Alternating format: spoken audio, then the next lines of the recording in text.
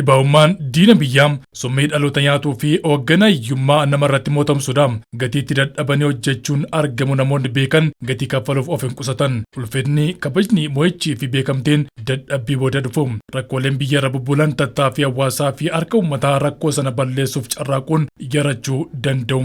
Godina Shawaa Lixaa aanaa Walmaraattis qonnaan bulaan Buzaayyoo amansiisaa rakkoo hanqina xaa'oo wal qabatu furuudhaaf gorsa ogeessaa qonnaa aanaa isaanii irratti argataniitiin kompoostii raammoo fayyadamuun ofiif naannoo isaaniidhaaf bu'aa buusuu irratti argamu. Warri ogeessa qonnaa waan kana galchii bu'aa qaba waan jedhanii leenjii irratti hubannoo naa kennaniif hubannoo sana achi fudhadhee galee raawwadhee waan xiqqashuu takka fidanii naa galchanii waasan kunuunsee gaafanii mana kiyyaafis maasaa kiyyaafis maal itti facaasee callaasaa gaafan argu xaa'uudhaa fi isaan itti facaasee bu'aasaa gaafan argu bal'isee hojjedhe jechuudha. Rakkoo qe'ee jirutti furmaata fagootii yaafachuun balballi rakkoo sanaa akka namarra dheeratu taasisa.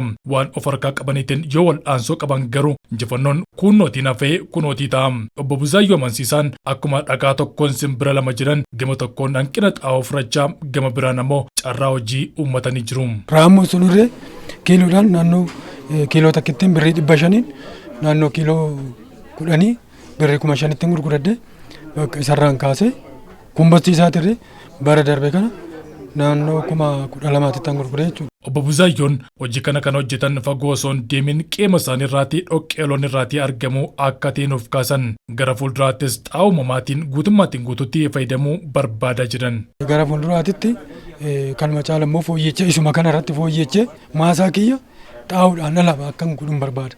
Itti aanaan itti gaafatamaa waajjira qonnaa aanaa Walmaraa obbo Misgaanaa Dabaloo xaa'oon keemikaalaa bu'aa barbaadamu fiduu fi fayyummaa biyya irratti rakkoo waan uumuudhaaf akka aanaa keenyaatti xaa'oon uumamaa akka shaakalamuudhaaf hojiitti seennee jirraa jedhan. Lafti keenya asiidummaadhaan miidhamaadha. Sanirraa kaanee yeroo baay'ee xaa'oo keemikaalatti fayyadamaa turre. Xaa'oo keemikaalatti yeroo fayyadamnu oomisha amma barbaadamu argachaa turre. Dhuma kana garuu erga leenjii xaa'oo uumamaa faayidaa qabaachuu isaa muuxannoo bakka biraa deemnee fudhannee leenjis erga fudhannee booda nullee maaliif gallee aanaa keenya keessatti qonnaan bulaa keenya hirmaachisnee kana nu hojjennu jennee leenjii kenninee qonnaan bulaa keenya gara hojiitti galchinee adeemsa keessa qonnaan bulaa ganda 2 ganda 3 irraa kaanee yeroo ammaa kana ganda 18 keessattuu hojii kana hojjechaa jirra. Kompoostii irraa immoo qonnaan bulaan humnaa fi maallaqa isaanii akka qusatan taasisaa kan jiran obbo Misgaanaan darbees galteewwan xaa'oo kanaatiif ta'an argachuuf laga ce'uun hin barbaachisu kaasan. Midhaanni xaa'oo uumamaa kompoostii raammootiin hojjetamus kan namtolchee irraa fooyyee qabaachuu dubbatan. Barmii kana hojjechuun immoo baasii nama hin baasisu dadhabbii hin qabu. Dubartoonni qe'ee oolan hojjechuu danda'u, ijoolleen hojjechuu danda'u.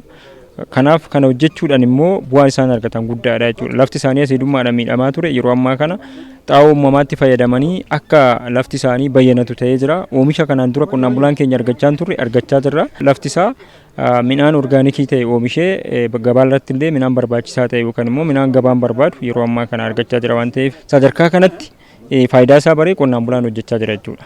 Akka naannoo Oromiyaatti inisheetiiviiwwan 28 hojii qonnaa naannichaa milkeessuudhaaf hojjetamaa akka jiran kan himan hoogganaan itti aanaa biiroo qonnaa Oromiyaa fi itti gaafatamaan damee kunuunsa qabeenya uumamaa obbo Eliyaas Kadir dhimmi xaa'oo uumamaas kanneen keessaatii tokkodha jedhan. Dhimmi xaa'oo uumamaa dhimma filannoo odoon ta'een dhimma dirqamaati. Dhaloonni irra jiru kun biyyee eeguuf xaa'oo uumamaa fayyadamuu danda'u qaba. Kanaaf inisheetiiviin kun keessattuu addatti teeknooloojii raammoo kompoostii teeknooloojiin kun teeknooloojii haaraa 2009 irraa kaasnee hojii bal'aa hojjechaa turreen aanaalee 254 akka naannoo Oromiyaatti geenyeerra. Obbo Eliyaas Kadir hojiin xaa'oo uumamaa babal'isuu kun xaa'oo keemikaalaa bakka buusuudhaaf hojjetamaa akka jiru eeran biiroon qonnaa Oromiyaas dhimma kanaaf daran cimee kan hojjetu ta'uu dhaamaniiru. Biiroon keenyas qonnaan bulaan keenya hooggansa sadarkaadhaan jiru hubatee maallaqa biiliyoona tokkotti siqu kana teeknooloojii kanaaf fiduu jechuun biyyee dhangaggummaadhaan miidhame waagii dhibeewwan gosa adda addaa midhaan keenya miidhaa jiranii fi muduraa fi buna irratti faayidaa guddaa waan qabuuf uummanni keenya kanarratti hojii cimaa akka hojjetuuf biiroon keenyas hojii guddaa hojjechaa jira.